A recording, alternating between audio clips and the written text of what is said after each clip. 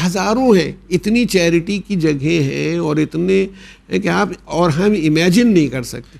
लेकिन अब हम तो कहते हैं कि अभी तो आप कुरान की बात कर रहे हैं, आप देखिए 40वें का पर्चा देखिए, अब जब छपता है पता नहीं किस पेपर पर छपता है, ऐसा लगता है कि इनकी शादी हो रही है अब्बा की, इसके तीन पेजेस के अंदर है और उसके ऊपर वो कुछ लगा हुआ है और ये है, कुछ 2-4 शेर भी लिखे हुए हैं, उनकी तस्वीर भी लगी हुई है और बड़ा चिकना कागज़ है। हमारे पहले ये होता था सीधा सा एक रफ टाइप का पेपर होता था, उस पर रुका लिखा होता था और ईसाले सवाब की मजलिस इत्तला हो जाती थी। उससे पहले हमने देखा पोस्ट कार्ड पर बैठ के खुद लिखा जाता, पोस्ट कार्ड भेज दिया जाता, ये हो जाता था।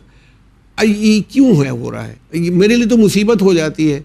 अभी भी मैं इलाहाबाद में आने से पहले एक झोला भर के, जिसमें कहीं इमाम हुसैन का नाम लिखा है, कहीं रसूलुल्लाह का नाम लिखा है, बिस्मिल्लाहिर्रहमानिर्रहीम, उस सब को कब्रिस्तान ले गया और जो कब्र में उस वह जो बराबर करता है बनाता है कि भैया कि जो कब्र बनाने लगना उसको नई मिट्टी डालना तो इसको डाल के कर देना, ये सभी के लिए एक मुसीबत बनी हुई।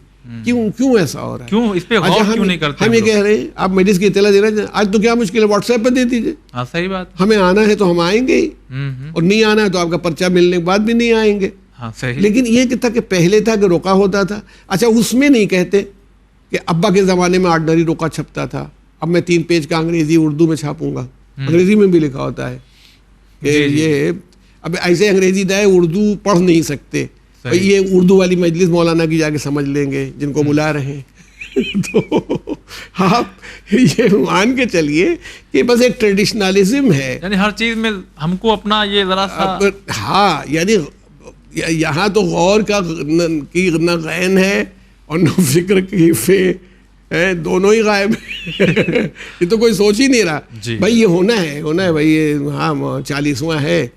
जैसे मतलब हमारे यहाँ शिरमाल के बगैर 40वां नहीं होता, शिरमाल बटना ज़रूरी है, वैसे ही ये रोका। और कौन सी किताब छपेगी, कौन सी किताब होगी, वो तो किताब है, और नहीं हुआ तो बड़ा गजब हो जाएगा, ऐसा महसूस होता है। हाँ ये मुझे, जैसे मैंने कहा नवाए सालिहीन वाली बात मुझे अच्छी लगी कि उस आदमी ने वो भी बांटी है किसी जगह और उसमें हज़ारों की तादाद में छपती है और लोग तकसीम करते हैं, मगर उसमें उन साहब का पता नहीं क्या नाम मैं भूल गया लिखा हुआ है, हिदायत लिखी हुई। अगर आप ना पढ़ें या नहीं पढ़ सकते तो इसको मस्जिद में रख दें ताकि वहाँ से जिसको ज़रूरत हो लेके चला जाए।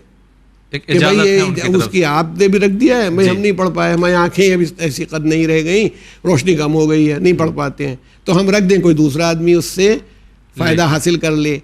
ये एक बात हुई ना कि एक वो मसला। तो अब ये बात हम सबको सोचना पड़ेगी कि हम क्या कर रहे हैं और क्यों कर रहे हैं। जिस चीज़ की ज़्यादा ज़रूरत है वो करें। हम कहते हैं ईसाले सवाब के लिए आप कुरान मजीद मौजूद है, बच्चों के पास कोर्सेज नहीं है, जो गरीब बच्चे पढ़ रहे हैं उनके पास इस साल का इस सिलेबस का कोर्स नहीं है, आप कोर्स खरीदवाइए और किसी से कहने की ज़रूरत नहीं, अल्लाह को मालूम है, अल्लाह ताला अच्छी तरह जानता है। अगर इतना भी भरोसा नहीं तो फिर न नमाज से कोई फ़ायदा न रोज़े से कोई फ़ायदा है कि अल्लाह नहीं जानता। वो तो दिलों के तुम्हारी नीयत उसकी गहराई तक चला जाता है और देख लेता है कि तुम क्यों कर रहे हो। सही।